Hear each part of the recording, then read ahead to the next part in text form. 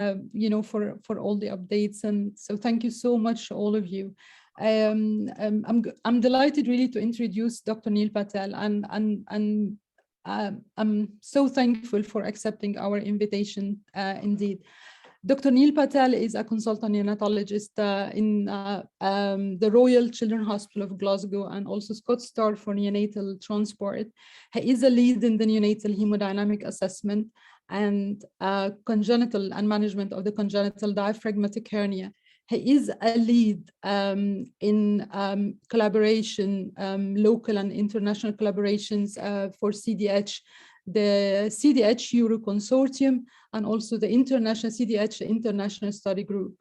His other interests actually is the family integrated care. Dr. Neil Patel is a senior research, NHS research fellow and a Scottish fellow for quality and safety. He is also the co-leader for Innovation Hub for the West of Scotland. Thank you so much, Dr. Neil, for being with us today, and I hand over the voice to you. Thank you so much. Thank you so much, Omayma. Hopefully you can hear me okay. Yeah, we can hear you. Terrific. Thank you. It's a pleasure and an honor to join you all. And thank you very much to Omayma for inviting me, and for the Ain Shams Neonatal Society for organization of this teaching, and to Professor Awad for really a fantastic introduction for me about the amazing services that you've developed already there in Egypt. And it gives me some really helpful context for this talk, hopefully. I'm also very excited to hear what you were saying, Omayma, about the motivation and the enthusiasm to develop the diaphragmatic hernia services there in Egypt. I think you know me well, Omayma, and that is a passion that I share for the patients here with diaphragmatic hernia in our own hospital. So what I'd like to do is share my screen with you and give my presentation. But please, if you have questions, I'm looking forward to hearing them. And if there's anything as I'm talking that you would like to ask me about, either make a note in the chat or we can talk about it afterwards.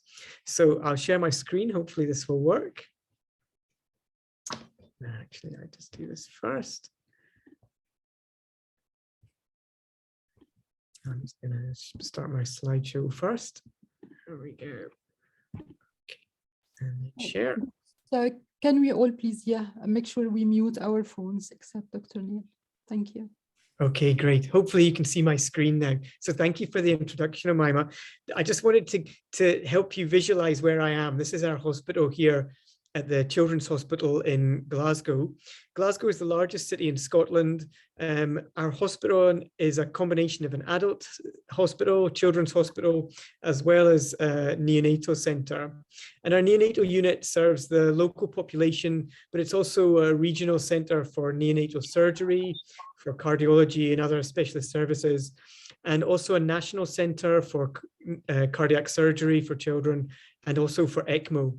I'm not really going to talk about ECMO too much because I think, in the context of your own services, I'm not sure that that's as relevant, but I'll mention it a little bit just to give you an insight into how we use it in our own centre.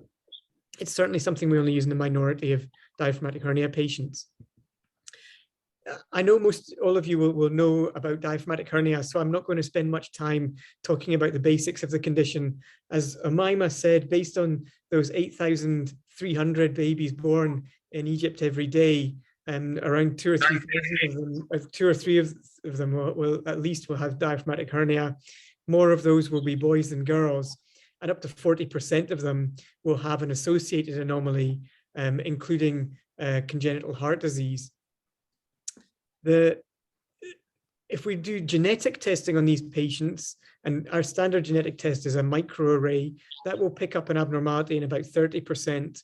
And if we were to do whole genome sequencing, around 50% of diaphragmatic hernia patients will have an abnormality. So we understand there are genetic contributions to diaphragmatic hernia, but the overall causes are not well understood. This is a slide from the CDH International Study Group. The study group collects data from around 70 centres internationally, and it's been one of the really powerful ways of us being able to research what is otherwise quite a rare condition in individual centers. And this is a graph of mortality in CDH patients collected from all of those centers from the mid-90s up until around 10 years ago. And what you see is that improvement in mortality in the late 90s, probably associated with improvements in respiratory management at that point.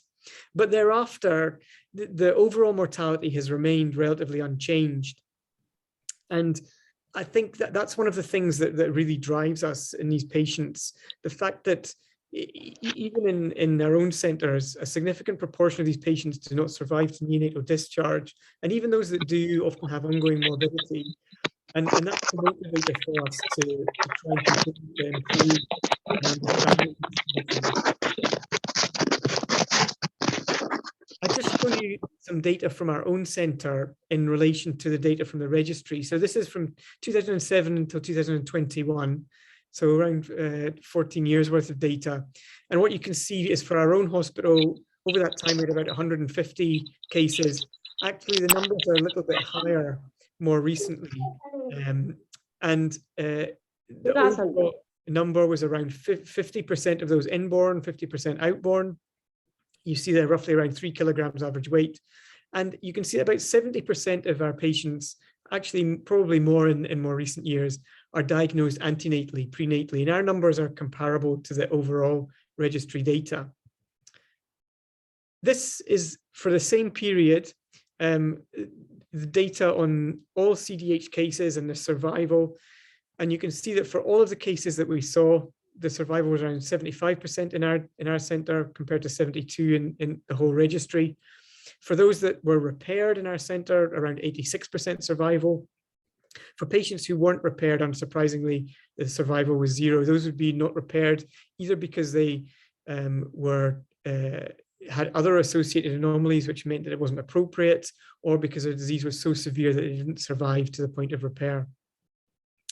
And you can see that our ECMO, in those patients who received ECMO, our survival was around 58%. So our numbers are comparable to the overall registry. There is always a challenge in comparing data between centers and at a single center level, because the population that we treat can change significantly between different centers. You'll appreciate that yourself, that depending on the local population, whether it's prenatal or postnatal diagnosis rates, whether they're coming from other centers far away, sometimes the denominator, the severity of the patients that you're treating can be quite variable. But the point here, I think, that I'm trying to make is that there's this ongoing mortality associated with CDH, both in our own center and overall, and that's a big motivator for us. This is a picture just of some of my colleagues who work with me here at the Children's Hospital in Glasgow, and who are as engaged and enthusiastic about treating CDH as I am. And it's really just to highlight that this is a very multidisciplinary team and a need for a multidisciplinary team in the management of these patients.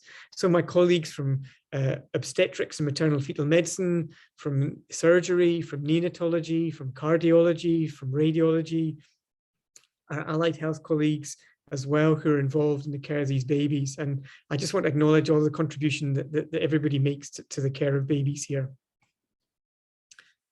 So I want to take the talk today really to talk about how we can improve our approach to the management of patients clinically, because I think for all of us, CDH remains a very challenging situation. In the picture here, you see one of the babies who we treated here in the past few years, a baby called Daniel. And you recognize some of the questions that go through my head when a baby like this has just been born and we're trying to manage them in the neonatal unit. Often they appear to be deteriorating in front of our eyes, becoming more acidotic, more hypotensive, more hypoxic. And the questions we kind of ask ourselves are, what are the right treatments that are going to make a difference here? Which ones should I use and when should I use them?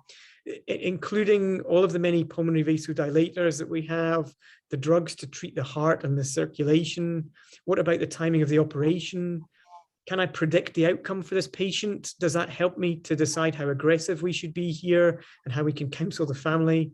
Are there any new treatments we should be trying? And what about things like ECMO? Are they appropriate for this patient, and when should we use them? And I hope that from the talk that we have today, maybe we can help to add a little bit more clarity to some of that decision making and help to make sense about when each of those therapeutic decisions is made. So what I'd like to do is talk about the pathophysiology of diaphragmatic hernia to start with, and what we understand about the pathophysiology of diaphragmatic hernia, and then apply that to how we assess the patients in the fetal stage and postnatally, and how we can apply a kind of targeted pathophysiology based approach to postnatal management. And then if we have time, I'll touch on some future developments that new research is identifying for us. When we think about the pathophysiology of diaphragmatic hernia, there are three fundamental developmental abnormalities that underpin it. And two of those are well established. The first is pulmonary hypoplasia abnormalities in the lung. The second is abnormalities of the pulmonary vasculature. But the third that has perhaps been less well recognized until recently, and it is a big area of interest for us, is cardiac maldevelopment and the implications of that. So I'm going to spend a little bit of time just talking about each of those and their implications. So as you all know, at a macroscopic level, as is reflected in the X-ray on the left-hand side there, in diaphragmatic hernia, the ipsilateral lung is much smaller than usual. And you can see in this X-ray that in this left side diaphragmatic hernia that the chest is filled with bowel, and that as a result the lung is much smaller on that side. But at a microscopic level, both lungs are hypoplastic. And as you see in these histological specimens, the one on the left-hand side from a normal infant, the one on the right from a CDH infant, there is reduced number of airway branches and reduced number of alveoli, and therefore reduced area for gas exchange in both lungs in patients with CDH. And of course, the consequence of that pulmonary hypoplasia is impairment of gas exchange in postnatal life, and that has a bearing on outcome, including survival. And one of the ways that we can assess lung volume is actually easier in the fetus when the lungs are fluid filled, either using ultrasound or MRI. And as you may know, the two established indices are the lung head ratio measured by ultrasound, or the total fetal lung volume from MRI, which are then corrected against expected measurements. So we have this measurement observed to expected lung head ratio, or observed to expected total fetal lung volume. And combined with liver position, if there's herniation of liver into the chest, that's a worse prognostic measure. We can use these measures of lung volume to predict or prognosticate postnatal survival. So it shows this link between pulmonary hypoplasia and outcome in patients. And of course, the mechanism that mediates that is impaired gas exchange postnatally. And this is data from a registry analysis over 3,000 patients, where they demonstrated that the lowest carbon dioxide level, indicating the ventilatory function in the lungs, was predictive of outcomes. So those patients whose lowest PaCO2 was greater than 60 millimeters of mercury showed an increased association with death. So again, it just reinforces this relationship between pulmonary hypoplasia, respiratory function, and outcome in CDH, which is well established and well known to you all. What about the pulmonary vasculature and CDH? These are histological specimens from a patient diaphragmatic hernia, showing a cross-section of a pulmonary arteriole compared to a control patient who died of sudden infant death syndrome. And what you see here is in CDH patient, you get a thickening of the pulmonary arteriole wall, so a thickened adventitial layer and a thickened muscular media layer, the darker stained layer. And the result is a much narrower vessel wall. The vessel caliber is reduced. And the result of that is that the resistance of that vessel is much higher. And it's both a fixed resistance in the sense that we can't make that vessel caliber suddenly larger, but also a dynamic increase in resistance, in that even if we can promote that smooth muscle in that arteriole to relax and dilate, it's never going to give us the same diameter as that control vessel. So what we're seeing here is abnormal pulmonary vasculature development in CDH, which contributes to a pre-capillary increase in pulmonary vascular resistance in these patients. And this increased resistance will give rise to increased pulmonary artery pressure, which of course is what we call pulmonary hypertension. And postnatally, we know that that increased pulmonary artery pressure, that pulmonary hypertension, is associated with adverse outcome. And I'm sorry, this is a slightly busy slide, but it's got an important message, so I'll explain what we're seeing here. This is data from a study from the West Coast of America where they assessed pulmonary hypertension in CDH patients in the first 6 weeks of life. And what you see down the left-hand column is the number of patients who had pulmonary hypertension over those first 6 weeks. And you see that as time passed, over the course of those 6 weeks, the proportion of patients with pulmonary hypertension reduced. So we know that that's the normal natural history of pulmonary hypertension in CDH, that in general, it does get better, but it takes some time to do so. But what you see is that from week 2 onwards, those patients who had pulmonary hypertension had an increased risk of death, or death and prolonged intubation, or prolonged respiratory support. So showing this relationship between ongoing pulmonary hypertension and adverse outcome in CDH.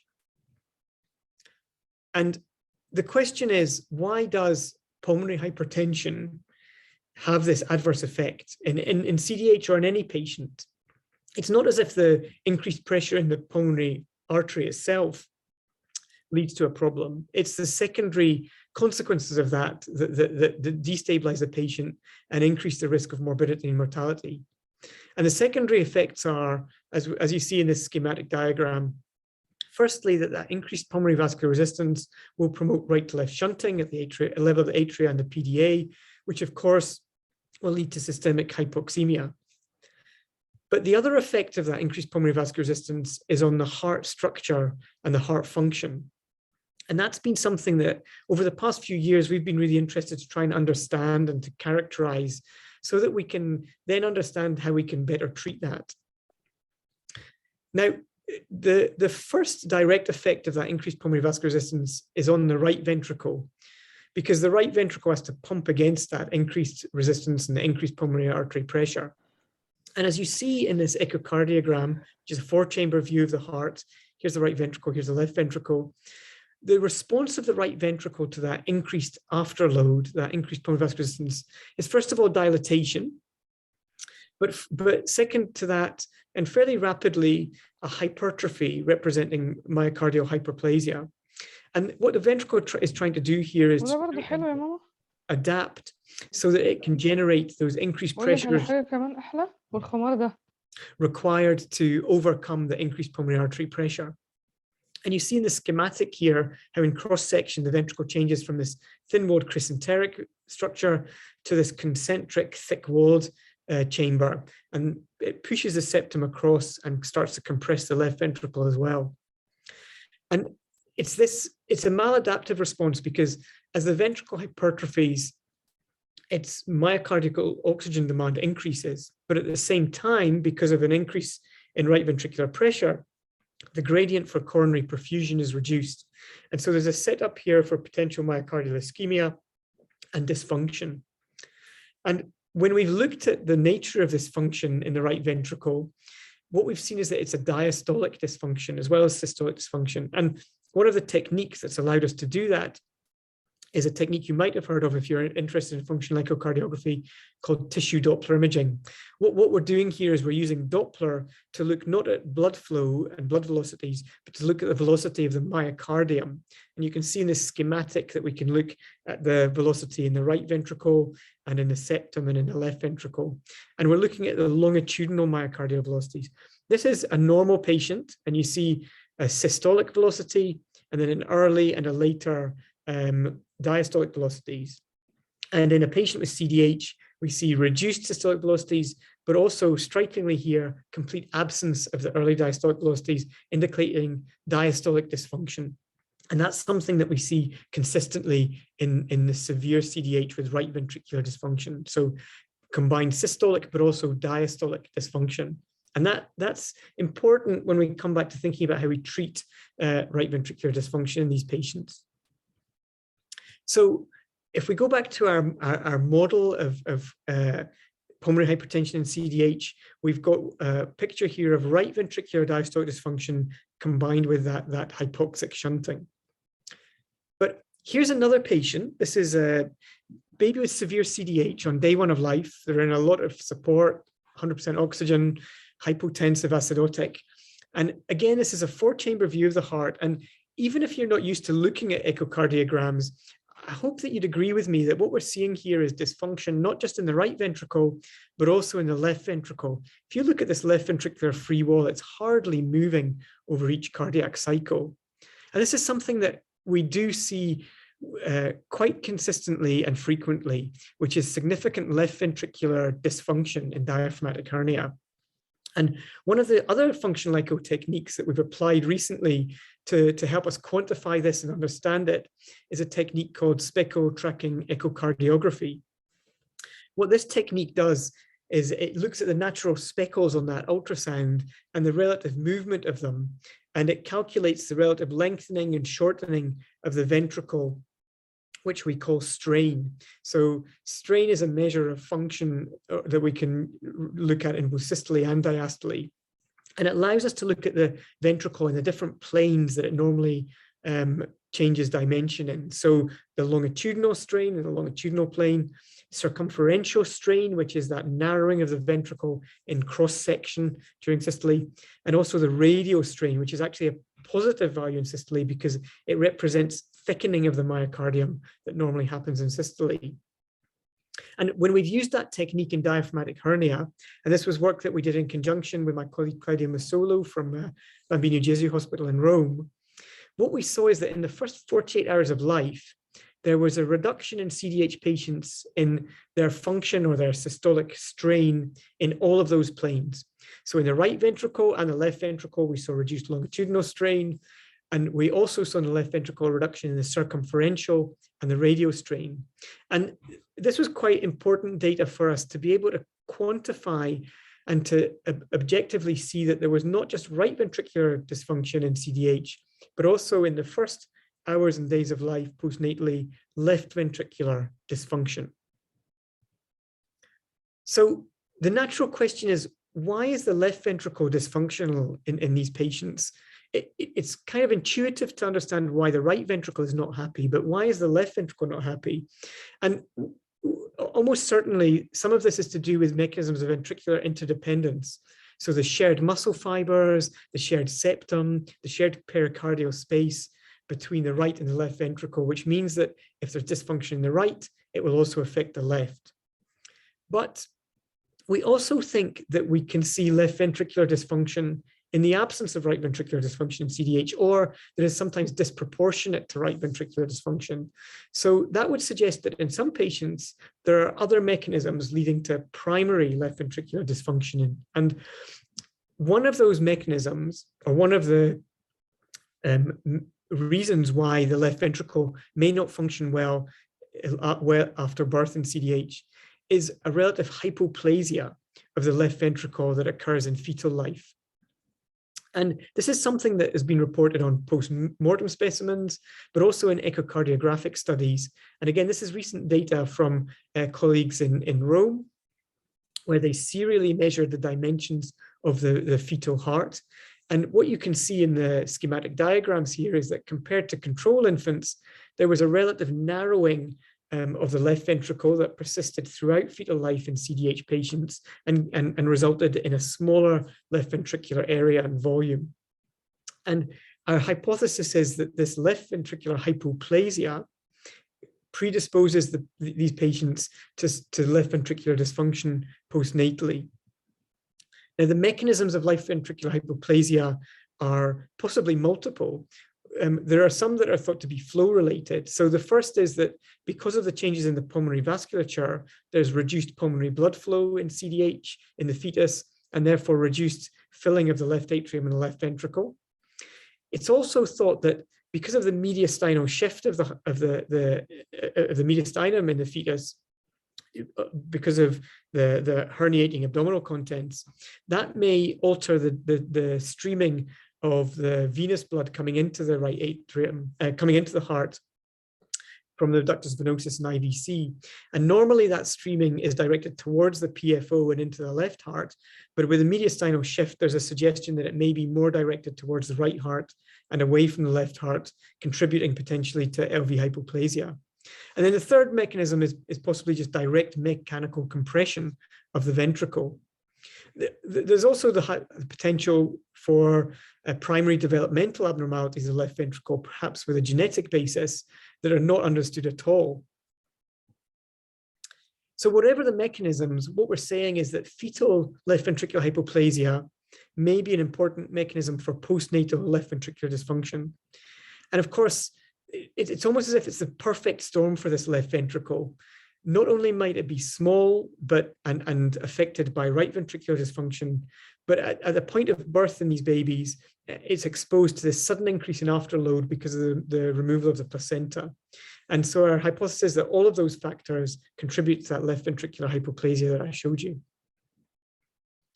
And in our model that we're forming here, we can see how this pathophysiology contributes to the clinical picture that we see in babies with CDH, because the ventricular dysfunction will contribute to reduced cardiac output. Combined with that hypoxic shunting, it will give rise to anaerobic metabolism and metabolic acidosis in this baby. And the reduced cardiac output will contribute to systemic hypotension that we see so often in these babies. And that acidosis and hypoxia have a negative feedback effect where they will lead to worsening increases in pulmonary vascular resistance and cardiac dysfunction. And I think that's how you can see what we often see clinically, these babies just spiraling in front of us and getting worse in front of our eyes. And the other factor that's been important for us is to then demonstrate a link between cardiac dysfunction and adverse outcome in these babies. And we were able to do that recently by analysis of the CDH registry. So this was an analysis of over 1,000 babies where we classified them according to their cardiac function in the first 48 hours of life. And we looked at the relationship between cardiac function and outcome. And what you see in this Kaplan-Meier plot over the first 100 days of life is that survival was progressively worse for those patients who had right ventricular dysfunction, left ventricular dysfunction alone, and then worse still for those who had biventricular dysfunction. And in this analysis, we were able to show that left ventricular dysfunction and biventricular dysfunction were independent predictors of survival and ECMO use in CDH. And for the first time, we were able to show in this big cohort that alongside other established markers of disease severity, cardiac dysfunction was an important determinant of outcome. Now, there are three important points that I just wanted to make about this concept of cardiac dysfunction, and in particular left ventricular dysfunction in CDH. The first is that left ventricular dysfunction itself may contribute to increased pulmonary vascular resistance. And the concept here is that if there's left ventricular dysfunction, we'll get increased left ventricular diastolic pressures, increased left atrial pressures, and that will lead to pulmonary venous hypertension as a mechanism of what we might call post-capillary pulmonary hypertension or increase in pulmonary vascular resistance. And that might be important when we think about how we treat pulmonary hypertension in these patients, because if left ventricular dysfunction is present, that might be a different target for treatment rather than going after the pulmonary vasculature itself.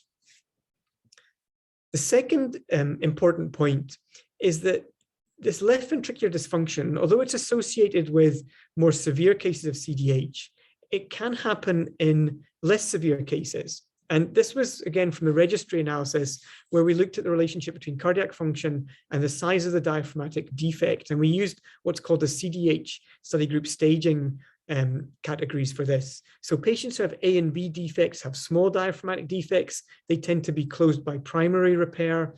C and D defects are larger defects that require patch repair.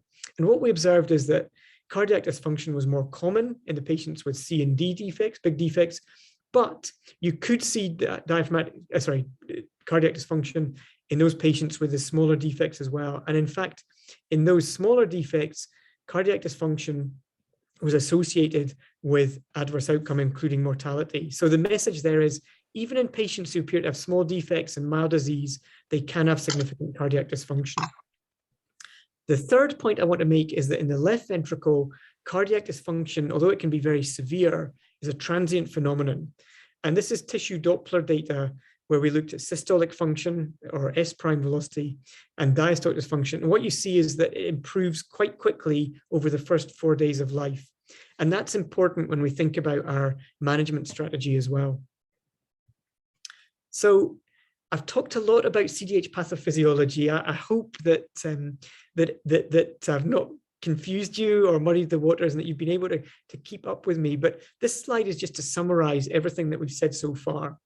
What it's hopefully demonstrating is that in the fetus, we have this situation of increased pulmonary vascular resistance because of the developmental abnormalities in the pulmonary vasculature, but low systemic vascular resistance because the placenta is in place.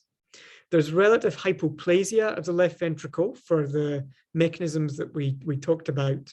But in the fetus, at least, that doesn't tend to cause, or we don't think it doesn't cause any major problems with systemic blood flow. Because, of course, at that point, the right ventricle is supporting systemic blood flow through the duct. At birth, everything changes.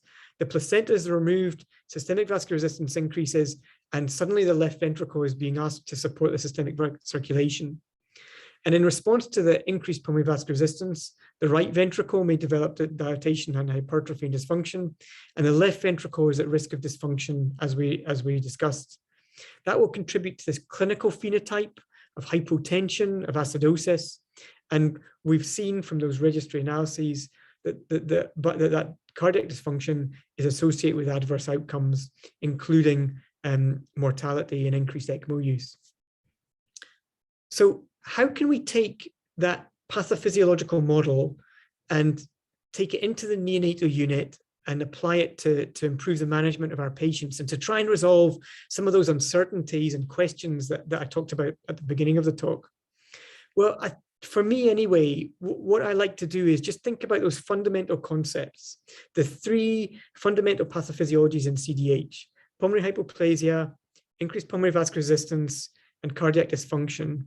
And say in any patient at any one point in time, what is their relative contribution to that patient's clinical picture, to their clinical phenotype, and how can we help use that to make good treatment decisions?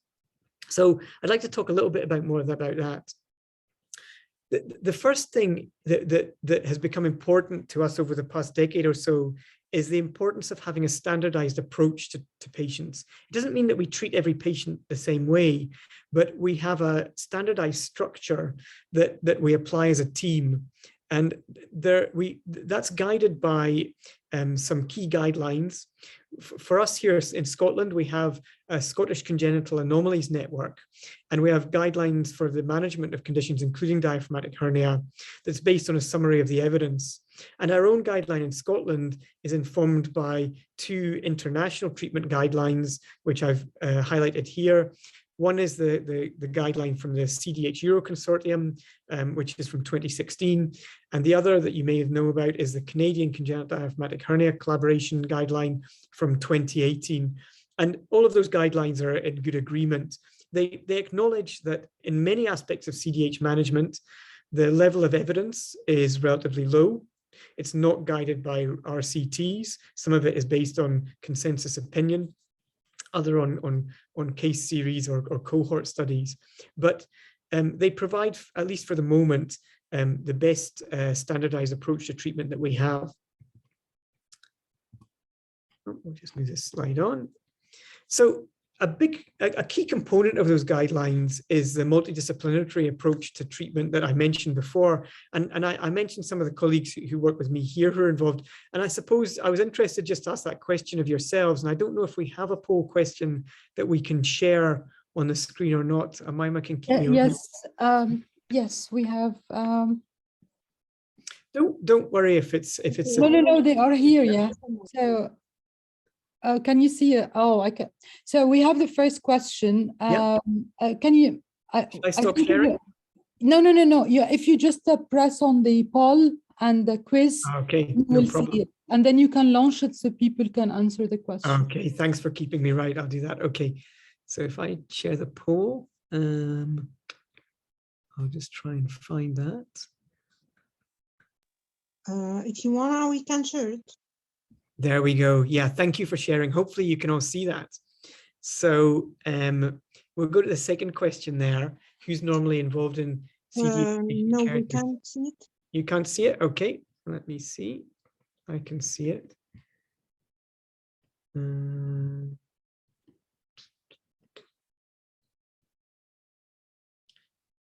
I can see the poll, but maybe you can't. Is that right? Okay, we'll handle this from here. No problem. To be honest, I'll keep talking, and the poll is not essential. It was more really just to ask the question. Maybe we'll come back to the poll at the end, actually. It might be useful to take a look at it then.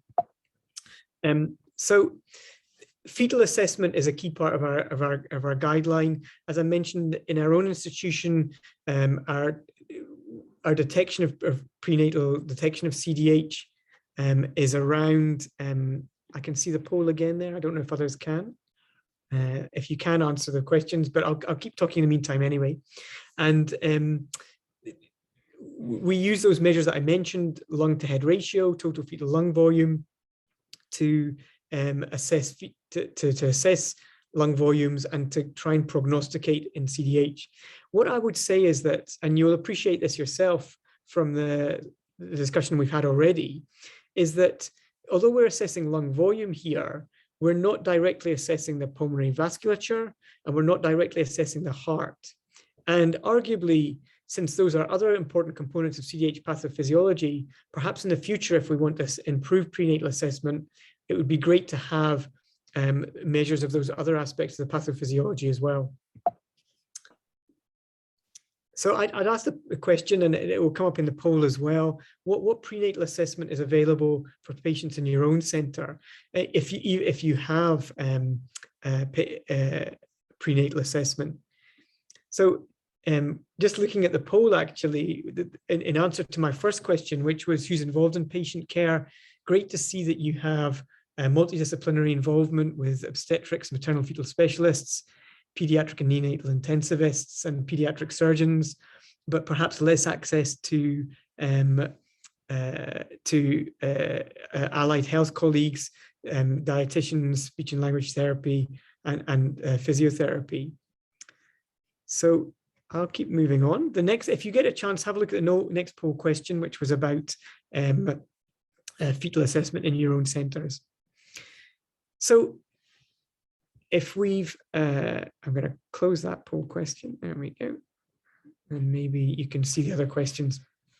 So let's say the patient has been born. What's going to be our principles of CDH management? Well, I'll come back to those three key components of pathophysiology and say, what is our approach to each of those?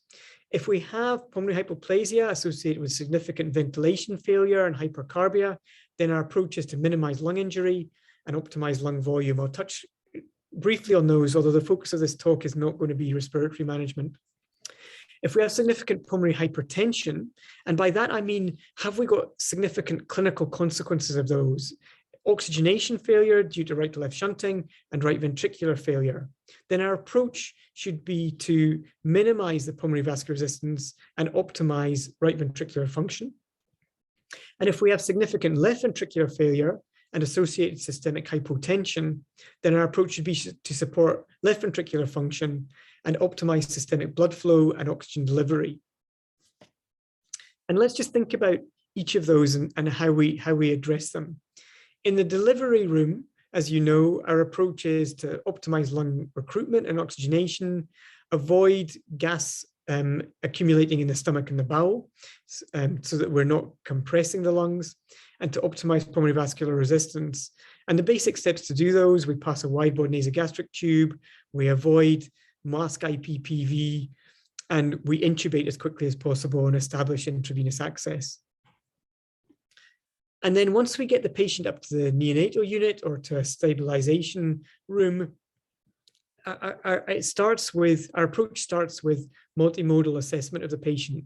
We want to think about assessing each of those components of the disease pathophysiology by looking at respiratory function, including CO2. We want to look at pulmonary hypertension in terms of oxygenation, and also echocardiographically looking at pulmonary artery pressure, yes, but also right ventricular function and right ventricular morphology. And then we want to look at, combined with that, at left ventricular function. And I've shown you already some of the echo parameters that we use, including just that eyeballing or qualitative assessment of cardiac function, but also quantitative measures.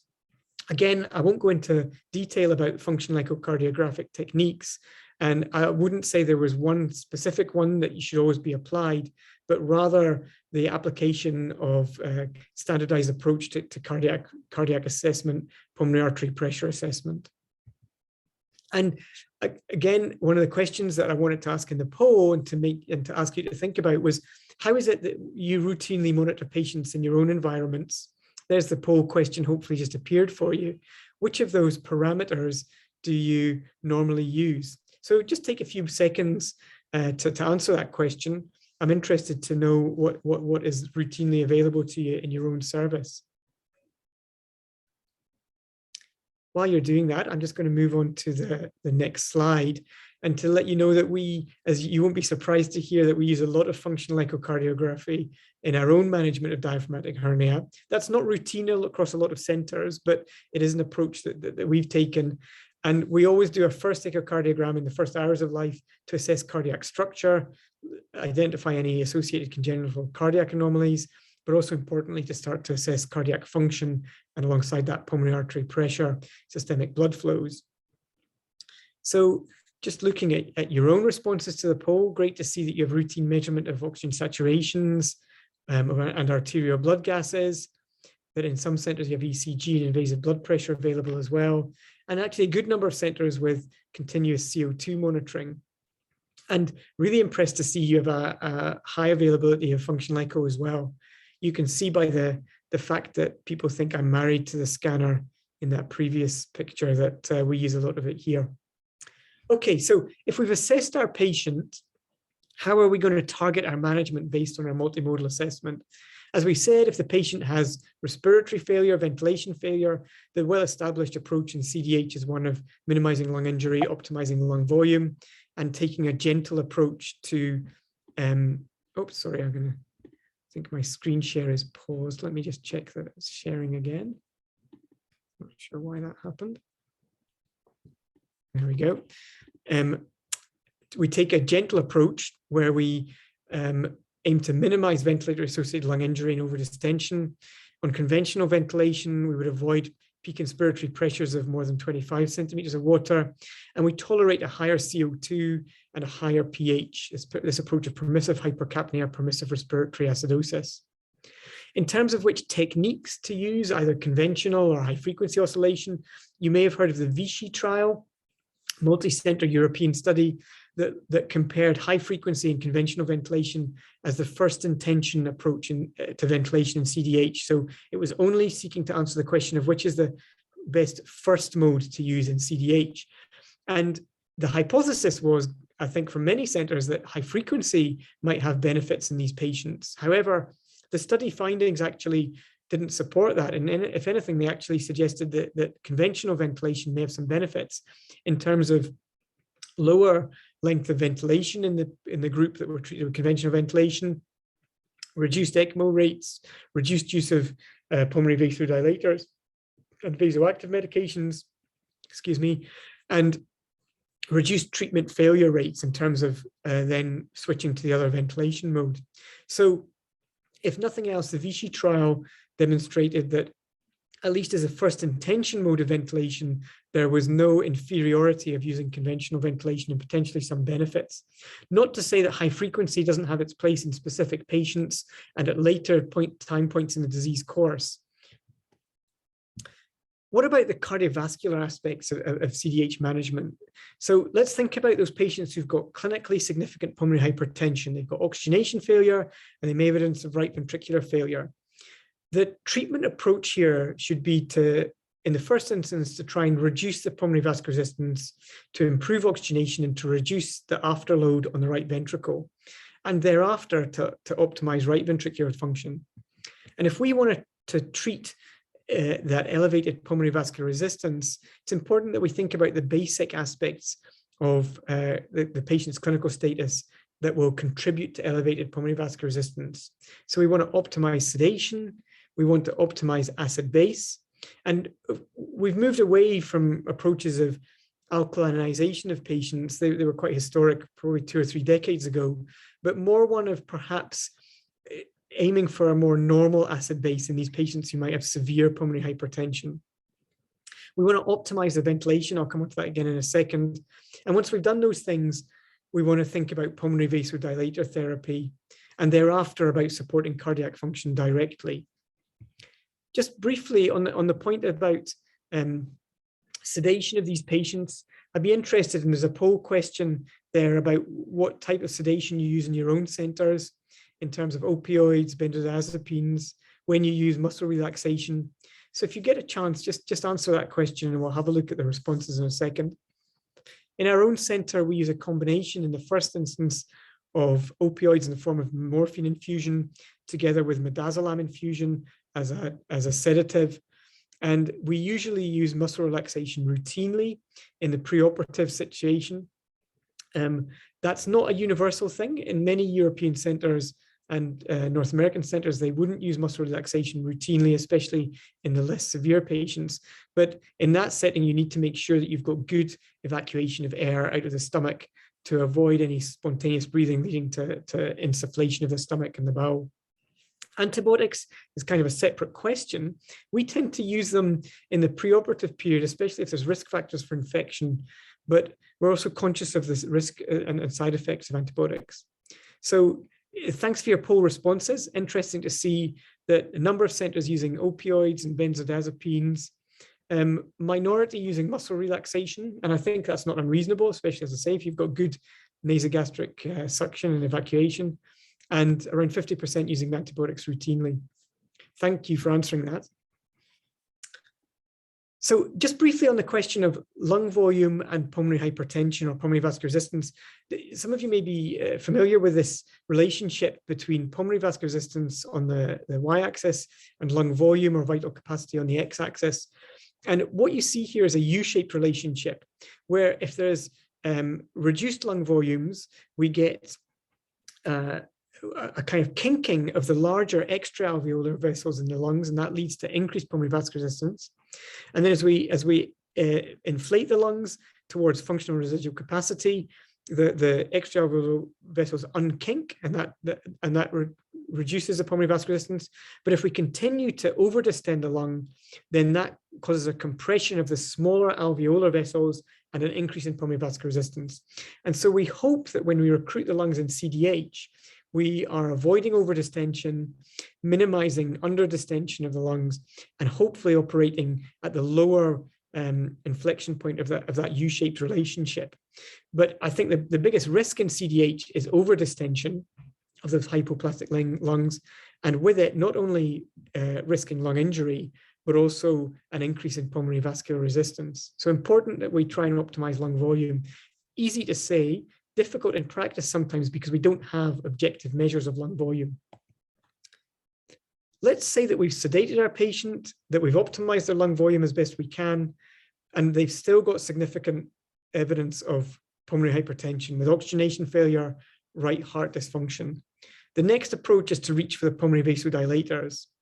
And there's a tendency to use lots of different pulmonary vasodilators at the same time, and to do it in a slightly unstructured way. So what I like to do is to think about what actions, what endogenous pathways are we seeking to target here? And let's try and introduce pulmonary vasodilators in a systematic way to do that. There are 3 main pathways that control the pulmonary artery smooth muscle in the pulmonary arterioles. And they are the endothelin pathway, where endothelin 1 released from the endothelium acts as a vasoconstrictor on the pulmonary arterial smooth muscle. And then the two other pathways are the vasodilating nitric oxide pathway and the vasodilating prostacyclin pathway. And of course, in our setting, the agent that we tend to use to target the nitric oxide pathway is inhaled nitric oxide. I know that's not one that you may necessarily have in your own centers, but the other agent that will target that pathway is sildenafil, the phosphodiesterase 5 inhibitor that potentiates the effect of nitric oxide by preventing the breakdown of cyclic GMP. Another agent that acts on the prostacyclin pathways are prostacyclins themselves, prostacyclin analogs like epoprostenol and treprostinil, but also milrinone. Milrinone is a phosphodiesterase 3 inhibitor. It will prevent the breakdown of cyclic AMP and potentiate prostacyclin pathway. So whichever pulmonary vasodilators you use, I would say just think about which pathways you're targeting and do it in a systematic way. So for example, in our own center, our treatment approach is one of regular cardiac function and pulmonary artery pressure assessment. And if we're seeing significant pulmonary hypertension with right ventricular dysfunction and hypoxia, then we reach for our first-line pulmonary vasodilator. In our case, that's nitric oxide, but in your center, it may be a different agent. If we see a response to that, great.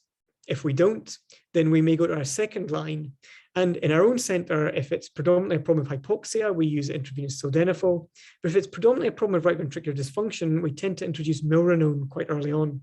And that's because milrinone also has an action on the heart, where it acts as a as a inotrope to improve cardiac systolic function, but also a lusitrope to improve diastolic function.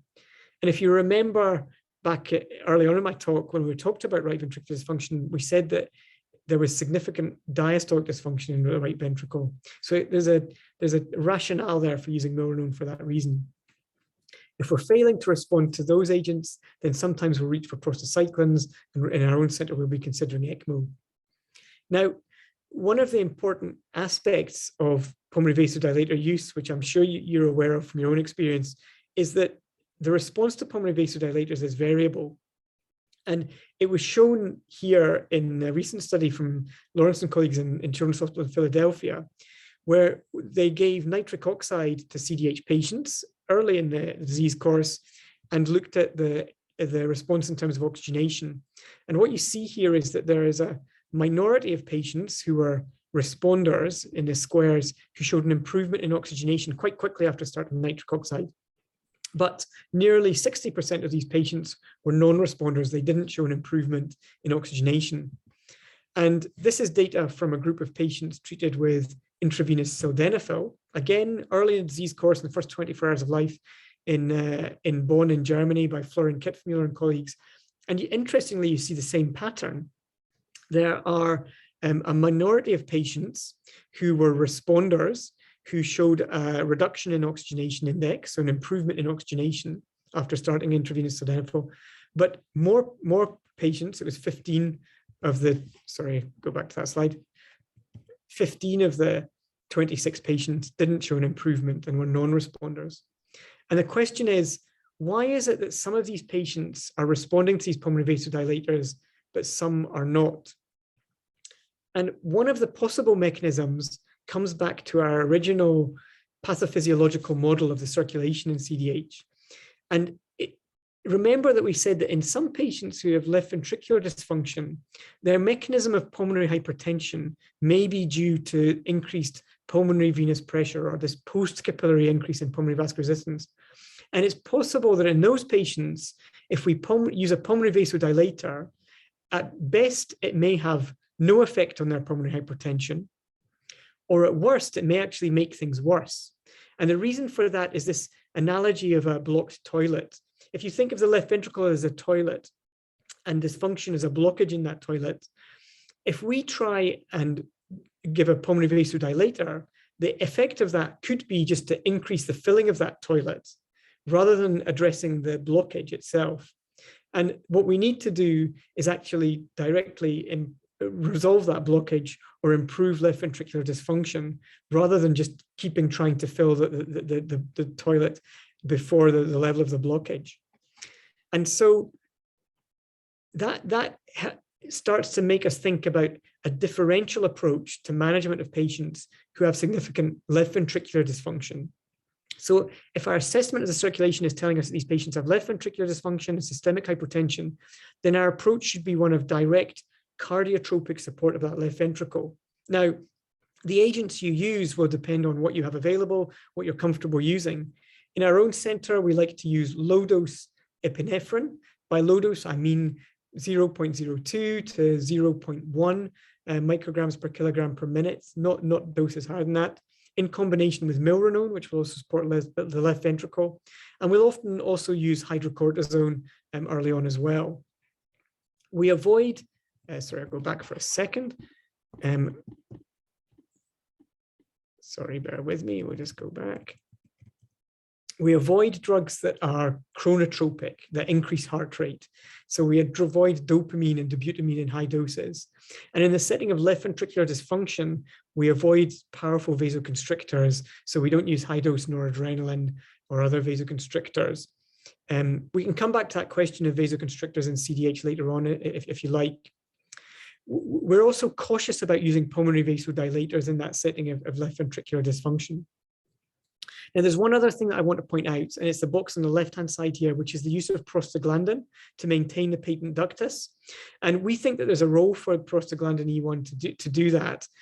In the setting of severe pulmonary hypertension, where the right ventricle is dilated, the patient is hypoxic, and we can see that the pulmonary artery pressures are high because the ductal shunt is bidirectional or right to left, and if the duct is constricting. And the role of the ductus, of maintaining the ductus there, is to promote right to left shunting and reduce the effective afterload on the right ventricle, but also to support systemic blood flow, which may be important if the left ventricle is failing as well. On the right-hand side, you see another box, which is about using this assessment of cardiac function and pulmonary artery pressure to help us make informed decisions about the timing of repair and the timing of ECMO, but also in the recovery period around timing of extubation. And I just want to show you a couple of quick cases just to illustrate this approach. So here's a baby with severe diaphragmatic hernia, day 1 of life. 4-chamber echo, which shows to some extent a bit of right ventricular dysfunction, also a bit of dysfunction in the left ventricular free wall.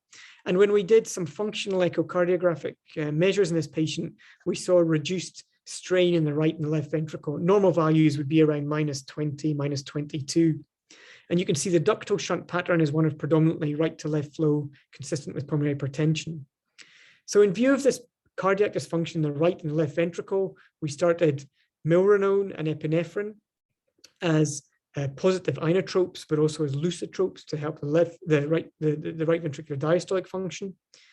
And what we started to see by day 3 is an improvement in left ventricular function, with an improvement in the strain value there. It's now -20, but ongoing pulmonary hypertension, right to left ductal shunt, and ongoing right ventricular dysfunction.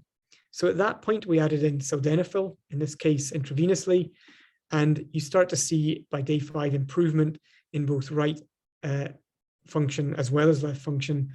And we're starting to get a hint on the ductal shunt pattern of improved right to left shunt as well, perhaps starting to indicate a little bit of an improvement in right ventricular function.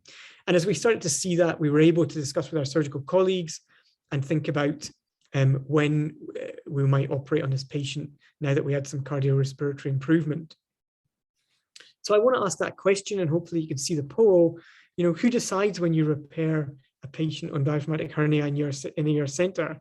Is it their surgeon? Is it the neonatologist? Do you have some discussion with the family? Or is it the multidisciplinary team?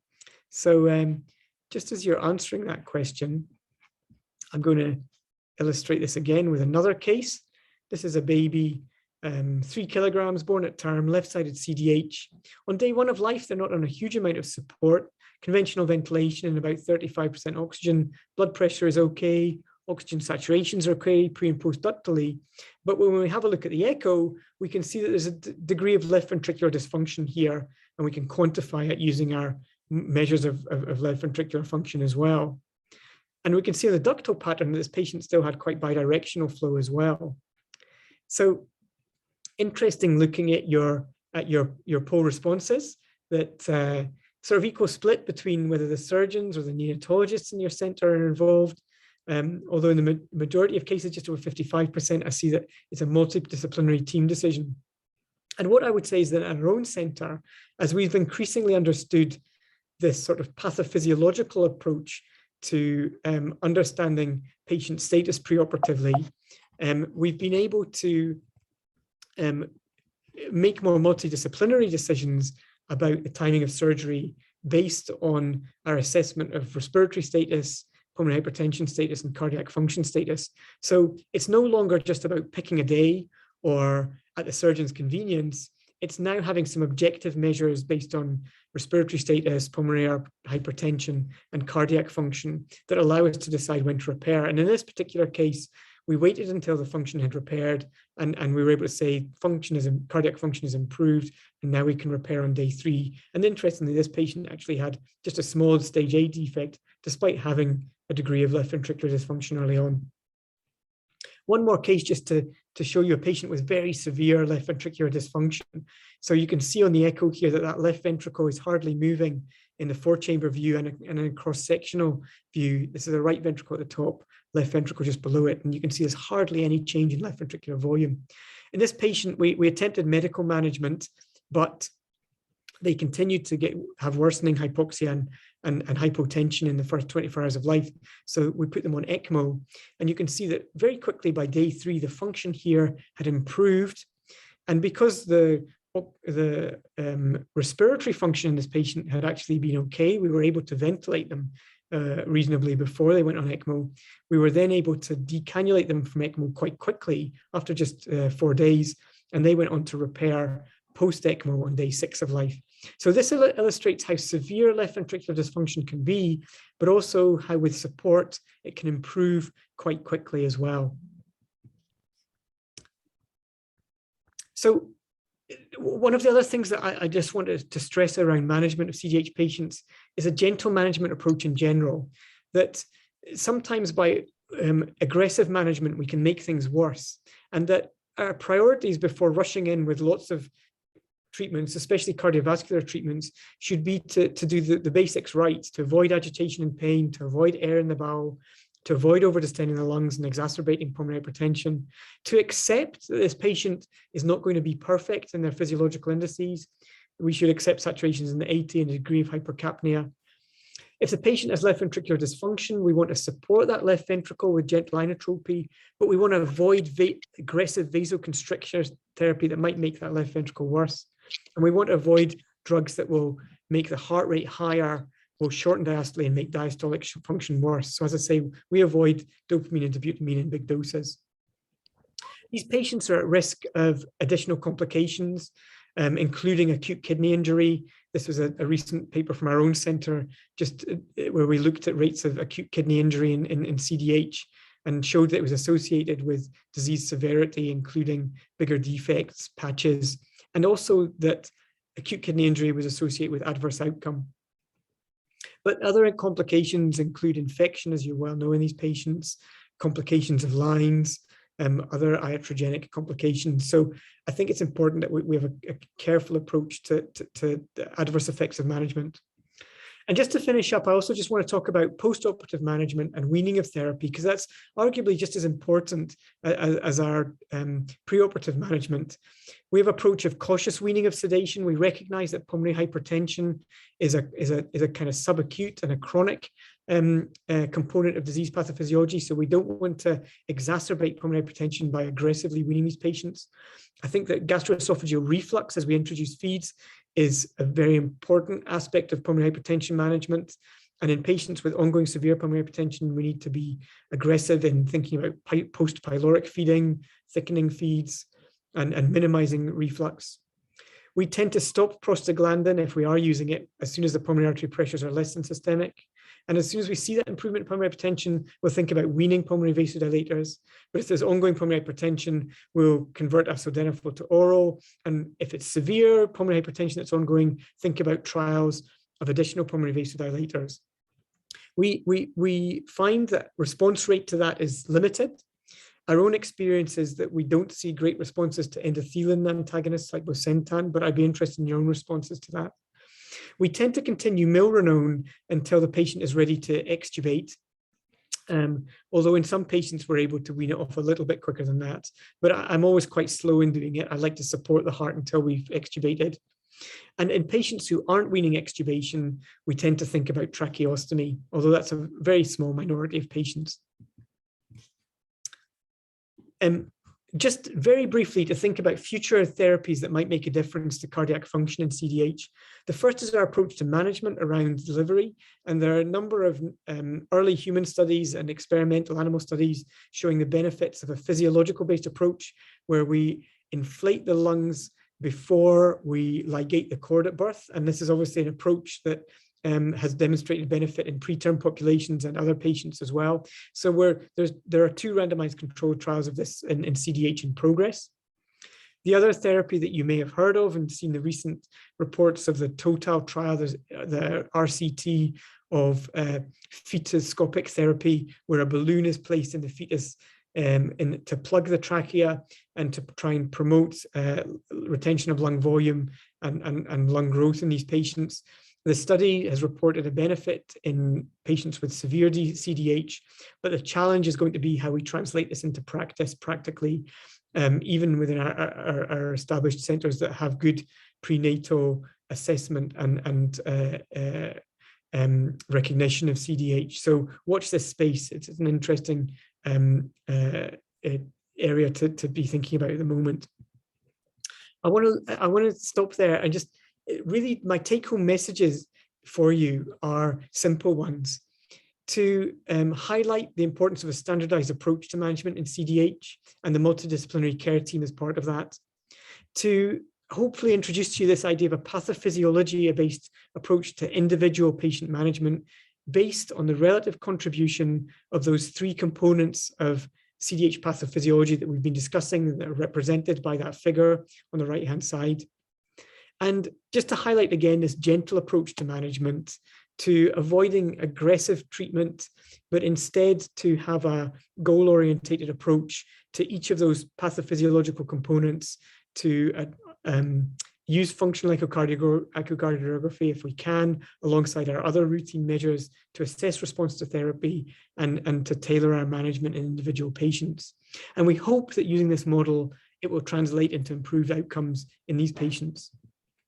So I want to thank you all for listening, and I want to just invite you all to join us if you would like at the CDH International Symposium, which is usually held every 2 years.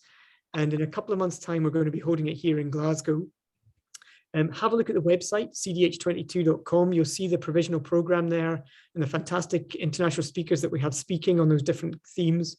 And if you would like to join us and attend, please drop me an email, because for teams within Egypt and in other settings, we have a discounted rate that may be available to you. So rather than registering on the website, get in touch with me and we may be able to support a discounted registration for you. So thank you very much for listening. I hope that's been of interest. I'm really interested to hear your own experience in managing these patients and any questions you might have. Thank you.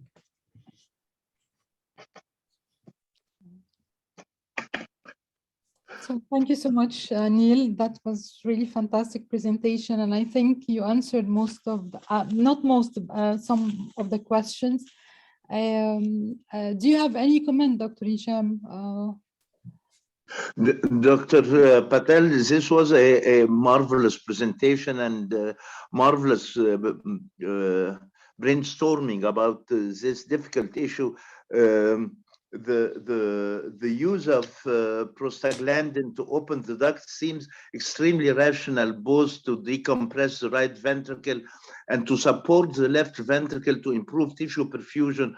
I would like to ask you if there is any study about the renal insufficiency with or without the use of prostaglandin. But apparently, if you use prostaglandin, the renal perfusion will improve, leading to improvement of the acidosis and improving renal insufficiency. Another issue I would like to ask, we have faced the problem of prolonged persistent pulmonary hypertension in some other conditions like exomphalus major, and even after surgery and after improvement,